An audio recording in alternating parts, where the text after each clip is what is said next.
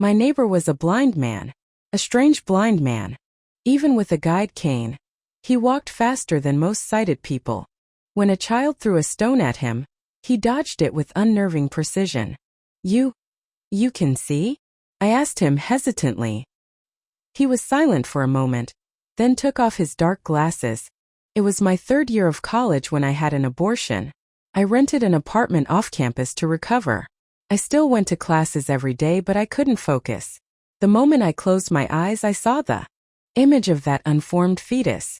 The doctor had tried to comfort me, saying at that stage, it wasn't yet considered a life. I didn't know if that was true, but I felt it. I had abandoned my own child. The child's father was a senior. After he started seeing another woman, he became nothing more than a stranger to me. After the surgery, there was no one to guide me through the recovery. I downloaded some recipes online and booked online sessions with a therapist, but it didn't help. I suffered through sleepless nights, and whenever I closed my eyes, I felt a pair of tiny childlike eyes watching me from the darkness. Not with malice or fear, but with a profound sense of guilt and helplessness.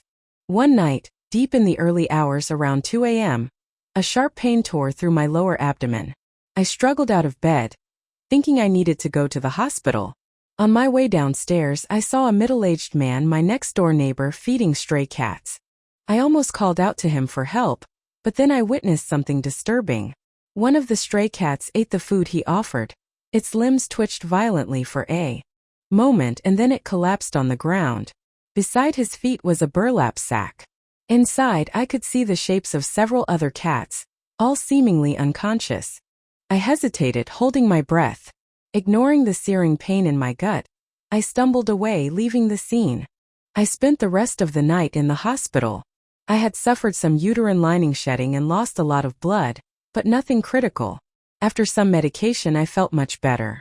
As dawn broke, I returned to the apartment building with the prescribed medicine. Passing a corner near the entrance, I noticed a small crowd gathered. A child was screaming, his mother covering his eyes. Given it was a weekday morning, the crowd was small, but curiosity drew me closer. Lying there was a large burlap sack, and blood was seeping through the rough fabric. A security guard cautiously used a stick to poke open the mouth of the sack. Inside, it was a horrifying mess: dismembered cat parts, unrecognizable, a bloody, pulpy heap. I realized with chilling certainty that my next-door neighbor had a dark, unspeakable fixation. But at that moment, I was too physically and emotionally drained to fully process it. I returned to my apartment, collapsed onto the bed, and fell into an immediate, deep sleep. What I didn't know then was that torturing stray cats was merely practice. His true targets were humans. Women. Thinking back, I had noticed the neighbor the moment I moved in. He was in his late 40s, powerfully built, with imposing muscles. He always wore dark sunglasses outdoors and carried a metal cane, tapping it on the ground to navigate obstacles. He was a blind man, a strange blind man. Even with the cane, he moved faster than most sighted people. It only later occurred to me that he must have lived in this building for years, carrying a complete mental map of the layout in his head. But what truly terrified me was an incident that happened later. I woke up late the next afternoon, exhausted but needing to attend class. I got ready and headed for the stairs. In the hallway, a boy was standing, clutching a stone, looking around nervously. Click. The sound of a door opening. The blind neighbor opened his apartment door, his cane tapping the floor as he stepped out, carrying a bag of trash. The boy's face was contorted with rage. With all his might, he hurled the stone directly at the neighbor. A hard, heavy stone flying towards his head. An impact like that could easily cause a serious head injury, even for an adult. I opened my mouth to shout a warning, but I froze, gasping internally as I saw him dodge it. I thought I was hallucinating, but I distinctly saw him twist his head sharply to the side. The stone slammed into the metal door behind him with a loud crash, ringing out and leaving a significant dent in the metal. The boy was stunned into silence. What happened next was even more unbelievable. The neighbor tilted his head, turning his ear as if discerning a sound. The boy, panicking, turned and scrambled away, trying to escape. In the next second, the blind neighbor lunged forward like a silent beast. His speed was Incredible, a blur of motion I could barely follow. He reached the boy in an instant. The boy was stout, but the neighbor effortlessly scooped him up with one hand. The boy dangled, still swinging from the momentum. The neighbor's muscles were terrifyingly thick and corded. "Let go of me. You killed my cat. You deserve to rot," the boy screamed, struggling and cursing. The neighbor held him by the collar, suspended in mid-air. Hearing the curses, his face grew even darker. He slowly lifted the boy higher, closer to the hallway window. The boy's collar tightened around his neck, cutting off his cries. Half of the boy's body was now suspended outside the fifth-floor window. If he let go, the child would plummet to his death. "Hey!" I couldn't help but cry out, stepping forward. He paused, then slowly lowered his arm and set the boy down. The child doubled over, coughing violently. The neighbor patted the boy's head roughly. "Try that again, and I'll tell your parents." The boy recovered his breath, glanced at the neighbor with terror, and scrambled away, disappearing down the stairs in a panic. The hallway was silent again, just the neighbor and me. The cicadas outside buzzed deafeningly in the summer heat. You're not blind?" I asked, my voice trembling. He was silent for a moment, then reached up and removed his dark glasses. What was revealed were large areas of pale red sclera, and the shrunken, diseased lenses of his eyes. They looked like shattered glass marbles. I had heard of this condition. It usually resulted in complete blindness. I muttered an apology and turned to leave, intending to continue downstairs. "Cats, they abandon their kittens," he said suddenly, his voice low and gravelly. I turned back. He was still standing there. At his feet, the garbage bag he had been carrying lay spilled. Inside, I saw some blood-stained cat fur. Not every cat does that," I said, unsure what he was implying. "Cats that have abandoned their young, they have a special smell," he replied, smiling strangely. His cryptic, disjointed words made me uneasy. I went downstairs, but the boy was long gone. The summer heat felt stifling. A delayed realization sent a chill down my spine. He knew every corner of this building. When he held that boy out the window, he had fully intended to drop him. I had witnessed a near-fatal attack. Later that day, during a break between classes, I stood in the hallway and pulled out my phone to call the police. Suddenly, someone bumped into me. My phone flew out of my hand and hit the ground with a loud clatter. A few girls walked away, laughing and chatting. They were my roommates. One of them was the girl who had slept with the father of my child. They had heard the noise but didn't even turn around. Whether it was accidental or intentional, I didn't need to ask. "Ah!" Suddenly, the girl cried out in pain. A disheveled young man, eyes squinted as if still half asleep, had walked straight into her shoulder with considerable force. She rubbed her arm, glaring at him furiously. "Sorry," he mumbled. "I don't watch where I'm going." Her furious words were swallowed back down. The young man picked up my phone and handed it to me. I turned it on. The screen flickered, but it seemed to work. "I saw you in the building," he said, hands in his pockets, his tone casual. He was Leo, a classmate of mine. He rarely attended lectures, and was usually alone. Our only interaction was usually at the end of the semester when he would ask me for help with study guides. He continued talking, and I learned he also lived in the same apartment building. He'd been there since his first year of college. "The doctor said I have some issues, like bipolar disorder or something," he said, pointing to his head. "Had to move out of the dorms." "What about you?" he asked. I couldn't answer. He seemed to understand and didn't press. He leaned against the railing, looking out silently. "If you can't go back to the dorms, maybe move out of that place soon," he said unexpectedly. "What?" I was startled. "That blind neighbor next door. I've run into him a few times. He has a really weird smell." He pointed to his head again. "I guess it's a patient's intuition, but he's got way bigger problems up here than I do." He looked at me, his expression serious for a moment. "Be careful living alone." That evening I returned home. As I opened my door, I noticed the neighbor's door was ajar, his apartment empty inside. The blind man was gone. Neighbors were talking amongst themselves. After asking around, I learned that the boy's parents had gone to confront him earlier that day. But his apartment door was wide open, and there was no sign of him. He had been missing all day. I went inside my apartment. I guessed he was hiding from the parents. Or maybe he had moved away. Either way, the thought of not having to see the blind man again brought a sense of relief. The wind outside was picking up. I gathered the clothes from the balcony. The rain awning of a nearby apartment rattled violently. A thunderstorm was coming. Remembering Leo's warning, I double-checked the locks on the living room door.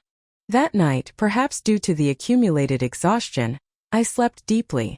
The air was thick and heavy, charged with the impending storm. In the dead of night, the sharp pain in my lower abdomen woke me again. My head swam and my body felt weak. I struggled to turn over, barely having the strength to get out of bed. It was pitch black. Suddenly, I heard a clattering sound. I turned my head. It was a thermos from the living room table. It had fallen and rolled to the entrance of my bedroom door. The silver thermos reflected the faint moonlight filtering in. By that moonlight, I saw the most terrifying sight of my life. A hand reached out from the darkness at the edge of the doorframe and picked up the thermos. The hand grasped the thermos, then retreated, disappearing back into the darkness. In the suffocating silence of the dark living room, I heard faint footsteps. And then the soft sound of the thermos being placed back onto the table. Every hair on my body stood on end. Someone was in my apartment. Someone who wasn't making a sound. Who? Whoever it was, one thought flashed relentlessly in my mind. I am in extreme danger right now. I held my breath, trying not to make a sound, and fumbled for my phone to call the police. But picking it up, I realized that maybe because I had dropped it earlier that day, the screen wouldn't turn on, no matter how many times I pressed it. Suddenly, the bedroom lit up with a blinding flash. The storm clouds, building all day, unleashed a furious burst of lightning, followed by a deafening roll of thunder. The thunder rumbled and boomed. In that instant, I knew what I had to do. I had to use the thunder to mask my movements, move as quickly as possible, and lock the bedroom door from the inside. At least, that would buy me enough time to scream for help from the window. I had to be fast. I swung my legs out of bed, padded softly across the floor, my hand reaching for the door handle. My heart pounded like a drum. In that frantic moment, I realized I had forgotten one critical detail. The thunder that masked my sounds also masked his footsteps. Another flash of lightning split the sky outside. It illuminated the entire bedroom, and I saw a pale figure standing at the doorway. It was him, the blind neighbor from next door. It was too late to close the door. He had already stepped inside, standing directly in front of me. One hand felt along the wall, guiding his movement. In his other hand, he held a carving knife. I saw a small blood groove running along the blade. My breath hitched. Terror paralyzed me. The thunder subsided, the silence returning thick and heavy. He tilted his head, turning his ear towards the space within the bedroom. He moved forward silently. I dared not make a sound, turning my body the smallest possible amount, slowly pressing myself flat against the wall, my back slick with sweat. He walked past me, brushing against my clothes. I couldn't breathe, terrified of making even the slightest noise. He moved stealthily towards the bed, reaching the headboard. It was then that I noticed something profoundly wrong. He paused, lifted his foot, and stepped over the small trash can on the floor. It was impossible. He was supposed to be blind. How did he know the layout of my room? And how had he gotten in? I had locked the front door. Suddenly, I remembered the neighbor's whispers about him being missing all day. A cold dread washed over me. He wasn't missing. He had been hiding inside my apartment. My eyes wide with horror, I watched his shadowy figure. He raised the carving knife high above his head, the muscles on his arm bulging grotesquely, veins popping. A violent thud. It was the sound of the knife plunging into the spot where I had been lying just moments before. The force of the blow seemed to make the floorboards vibrate. The blade had found empty air. He lifted his head in confusion, tilting his ear. He was listening. I stayed pressed against the wall in the darkness, frozen, daring not to move. My mind replayed the image of him chasing the boy, how he had zeroed in on the sound and pounced like a wild cat. If I made a sound, I was dead. How long did I stand there? Time stretched, every second a lifetime. The bedroom was silent, except for the frantic pounding of my heart. His hand fumbled over the bed for a moment, then he straightened up. Suddenly, he pressed the tip of the knife lightly against the wall. He began to move, tracing the wall with the blade. He was searching for me. My legs were shaking uncontrollably. I knew I had to stay calm, but fear had consumed everything. My mind was blank. Outside the window, another blinding flash of light, and another deafening roar of thunder. The sound jolted me, a sudden desperate hope surging through me. Noise. As long as he couldn't hear me, he was just a blind man. The thunder continued to rumble. I didn't hesitate. Shifting my weight, I moved silently on tiptoes, backing out of the bedroom. The tip of his knife scraped the wall where I had just been standing. The thunder faded into the distance, leaving me drenched in cold sweat, frozen in place. I was lucky. It was a thunderstorm tonight. The thunder completely died down, replaced by the oppressive silence. The living room was still a short hallway away. I knew if I waited for just one more crash of thunder, using its cover, I could escape. I had to escape. But he stopped too. His hand felt the surface of the wall, and then he found it. The spot where my sweat had left a mark. My legs trembled uncontrollably. A large drop of sweat rolled down my forehead. I didn't feel it until I heard it hit the floor. A small, distinct splash in the suffocating silence of the night. In that instant, only one thought screamed in my head. Run. Barefoot. I sprinted towards the living room. The searing pain in my abdomen was forgotten. My survival instinct had taken over. Every organ, every muscle was working frantically to keep me alive. A sound was closing in behind me. I twisted my body instinctively. The knife blade flashed past, tearing through my clothes. I lost my balance, falling and rolling onto the floor. My hand instinctively went to my stomach. No wound, just a ripped shirt. He was on me again in an instant. I had no time to catch my breath, scrambling back onto my feet. The front door was right there. I screamed uncontrollably, yelling "Thief!" and lunging for the door. He was like a whirlwind descending upon me. My hand reached the doorknob just as a crushing force clamped around my throat. My windpipe was squeezed shut.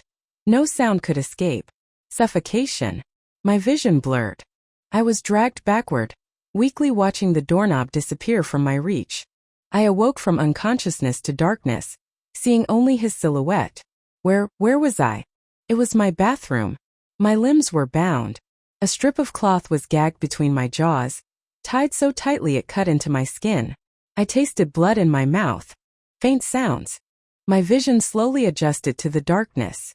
The blind man was on the floor, spreading out a layer of plastic sheeting. I had seen this in movies. It was for easy cleanup of blood.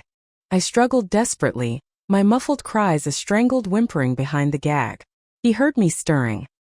He leaned closer, lowering his head, sniffing gently.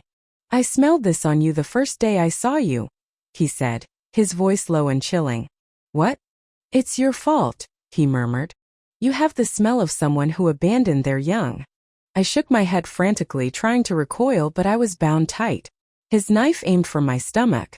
I felt the sharp point through my clothes, a searing sting. "You're just a cat. You're not a person. You're just a bigger cat. Help. Save me." I wept silently, helplessly. Suddenly, a few knocks echoed from the living room door. "Hello? Anyone home?" A casual, familiar voice. It was Leo. The blind man froze like a statue, plunging into absolute silence. My pupils constricted. This was it. The only chance to survive. I struggled maniacally, any movement, any sound, anything to make Leo hear me. But the blind man slammed his hand down, pinning my body. My weak struggles, my muffled whimpers, were too faint to be heard through the door. Then as I writhed, I felt my lower back press against the toilet. I had found a point of leverage. I channeled all my strength, violently pushing back, slamming my heel into his shin. He lost his balance, stumbling back towards the sink. But then a blinding flash of light. Total despair. Another massive thunderclap ripped through the sky. He crashed into the sink. Cosmetics tumbled onto the floor. The sounds of his fall, the clatter of objects, were completely swallowed by the roar of the thunder. The thunder rolled away, the silence returning. Leo's voice was gone from the living room. The blind man righted himself. I saw a twisted, sickening smile on his face in the darkness. No one was coming to save me. Crash. Suddenly the front door was being hammered. It was Leo kicking the door with furious force. Bipolar disorder. I had never been so thankful for that condition in my life. The banging continued. The blind man said nothing. He stood up in silence, placing his hand on the wall, moving along it towards the living room. He was heading towards Leo, knife in hand. Leo. I didn't have much contact with him, except for the end-of-semester study guides. I had heard rumors about him, that he had once beaten up a roommate. Apparently the roommate had made vulgar jokes about a girl, and Leo had, without hesitation, broken his nose. Was that girl me? The rumor was old, I couldn't recall. But I didn't want him to get hurt. I struggled, dragging my body across the floor. Panting, I finally managed to get my head out of the bathroom door. A pair of rain-soaked shoes stopped in front of me. I looked up. It was Leo. Leo showed no signs of a struggle on his body. His face was a mask of shock and confusion. No. If the blind man had opened the door for him, where had the blind man gone? I looked past Leo, a wave of horror washing over me. The front door, which had been opened, was slowly closing, revealing the blind man's figure, which had been hidden behind it. He had intentionally let Leo Indiana. I struggled frantically, trying to signal Leo. He reacted instantly, spinning around. The blind man lunged, the knife aimed directly at Leo's abdomen. The blade was mere inches from Leo's stomach. The blind man's hand was gripped tight by Leo's. I could hear the trembling strain of their muscles. Suddenly, Leo threw his head back, then slammed it forward, crashing into the blind man's nose. The heavy blow finally made the blind man drop the knife. It clattered on the floor. Leo didn't hesitate. He yanked the blind man towards him, driving his knee into the blind man's lower abdomen. Leo's face was contorted with fury like a wild animal. He delivered several rapid knee strikes, each one landing with a sickening thud. But suddenly the blind man reached out, grabbing Leo by the neck. Leo lost his balance, pushed back by the blind man's brute strength, and his head slammed against the wall.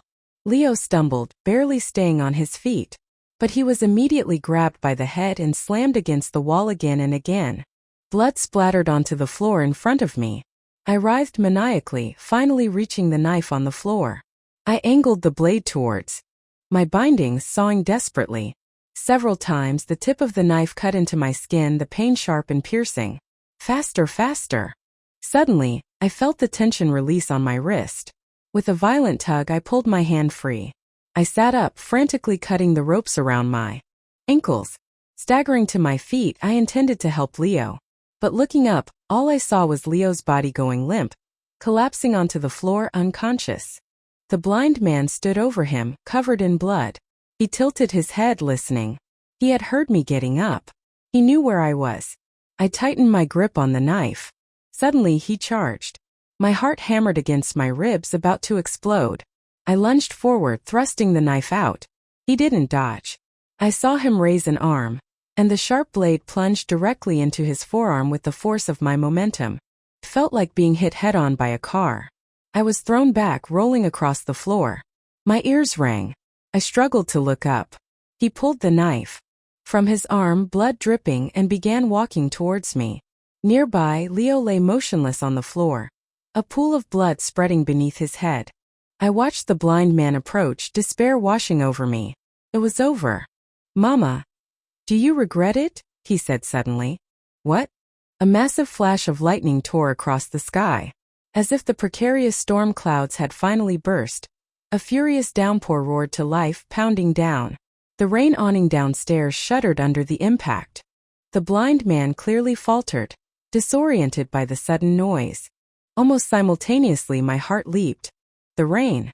It was here. He came lunging at me with the knife. I used every ounce of strength to scramble to my feet, rolling away to dodge.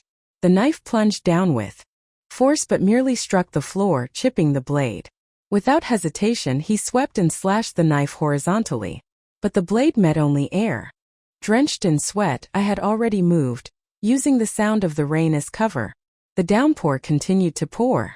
Barefoot, I moved silently on my tiptoes, retreating from the hallway and into the living room.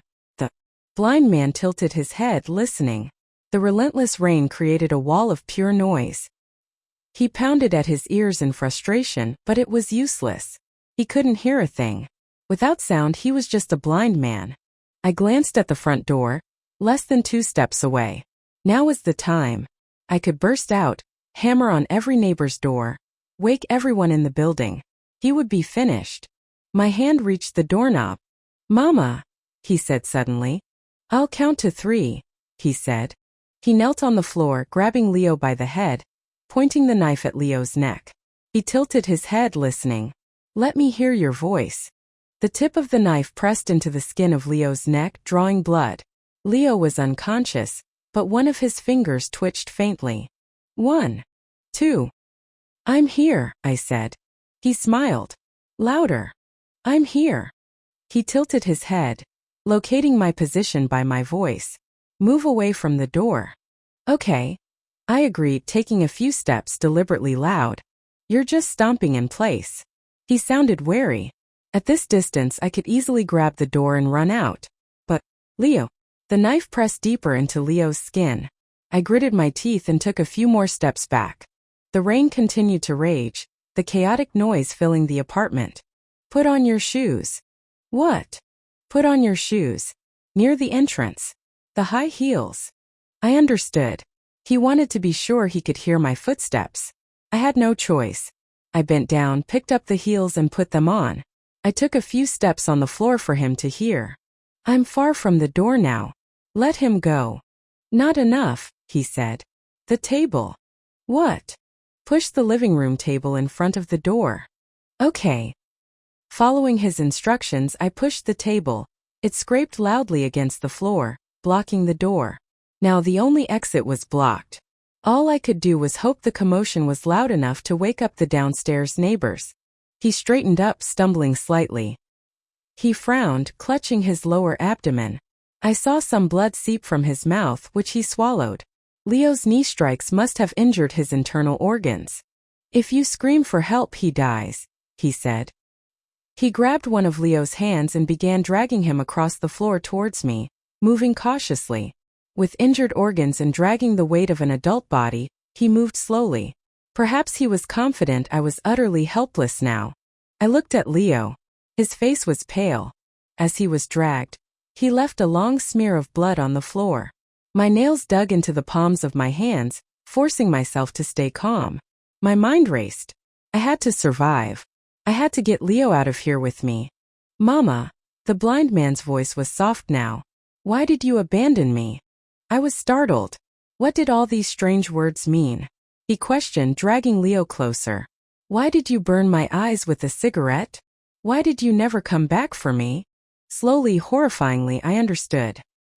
He was a child who had been abandoned by his mother. "I'm sorry," I whispered. "I don't want to hear I'm sorry. I want to hear you scream. Mama." A violent flash of light, thunder tearing through the sky. He didn't know. This was the thunder I was waiting for. The high heels. I hadn't fully put them on. I had quietly slipped them off while standing in place earlier. The thunder crashed. I pushed off the floor with all my might, charging towards him. The sound of the thunder drowned out everything. He sensed the rush of air but was too slow to react. He tried to raise his arm, but it was too late. Thud. In my hand I held the thermos. I swung it with nearly all my strength, slamming it into his lower abdomen, right where he was injured. He stumbled from the impact, falling heavily. I lost my balance too, my knee hitting the floor with bone-jarring pain. He struggled to get up. I lunged, grabbing the thermos, and brought it down again and again on his injured abdomen. In the darkness, I felt as if a pair of childlike eyes were watching me. It was strange. At that moment, I thought of Leo. That afternoon, the broken phone. He said, "Be careful living alone." The thermos rays brought down hard. Once, twice. That afternoon in the hallway, Leo turned to leave, then suddenly turned back. He said, "Stop overthinking and you won't have insomnia." "How did you know?" He pointed to his head and smiled. "Patient's intuition." The final blow. Even the floor seemed to shake. The thermos flew from my grasp. Outside the hallway, storm clouds gathered. Leo stood casually, hands in his pockets. I told him softly that when I closed my eyes in the darkness, a pair of childlike eyes watched me. That gaze pierced my heart. Don't worry. He was silent for a long time, then said, when the child sees you feel guilty, they won't blame you anymore. In the rain-soaked apartment on a thunderstorm night, I was completely drained, swaying, almost falling. The blind man beneath me was still. Large pools of blood seeping from his mouth. Those diseased eyes, vacant perhaps since many years ago, stared sightlessly into the darkness. I lay there, body limp, gasping for air. Snap. Suddenly my wrist was grabbed. The blind man's hand. I tried to pull away, but I had no strength left. He yanked me forward and I collapsed onto his body. A large hand closed around my neck. But like me, he was exhausted. The grip only served to bruise my throat. After a long moment, he released me. His weak fingers trembled as he raised his hand, reaching for my face, touching my eye socket with a desperate, almost questioning touch. It was wet. I heard him ask, his voice barely a whisper. Mama, is that sweat? Or are you crying? They're tears. I didn't deny it. His hand slowly fell, his body going completely limp, spread out on the floor. Thank you, he said. I found Leo's phone in his pocket and called the police. When the officers arrived, the storm had subsided considerably. Leo was taken away in an ambulance. He was alive but severely injured in the head, unlikely to wake up anytime soon. But I wasn't much better off, bruised and bandaged. I was taken to the police station and questioned for several hours. The blind man had suffered severe internal injuries. After a night of surgery, his life was saved. Many charges and questions awaited him. A few days later, the police officer who had taken my statement told me the results of their investigation. The blind man, Silas, had healthy eyes when he was very young. His mother had left him to be with a wealthy merchant. He had chased after her, crying relentlessly. In a moment of cruelty, she locked him in their old home and used a lit cigarette to burn out his eyes. That woman, empty inside despite her appearance and lacking education, simply believed that blinding him would stop him from bothering her. And she succeeded. The child survived, grew up, and tried to find her, but her traces were gone. Perhaps for this reason, as an adult, he harbored intense hatred for women who abandoned their children. The police officer told me one more thing. They had also questioned the neighbors. Several of them had heard noises coming from my apartment during the thunderstorm that night. But the rain hitting the awnings had muffled the subsequent sounds, so they hadn't paid much attention. It meant that night, if I hadn't fought back, I would never have survived long enough for help to arrive. If I hadn't fought back, I would have died. Weeks later, I received a call from Leo. He was awake, still severely injured, confined to bed for at least a month. I wasn't much better, still bandaged and bruised. We asked about each other's condition. Why did you suddenly come to my place that night? I asked him unexpected. Because I was having an episode, couldn't sleep, and wanted someone to talk to. No wonder he always spoke of a patient's intuition. And then, you started kicking the door. One of the symptoms of bipolar disorder is having intense fantasies. What kind of fantasies? Fantasies that you were in danger. I heard him chuckle self-deprecatingly on the other end of the line. When I walked in and saw you tied up, I honestly thought I was still fantasizing. You should really get your condition treated properly. I chatted with him idly in the hallway at school. The railing, washed clean by the rain, looked much brighter. I suddenly felt familiar footsteps approach and turned around.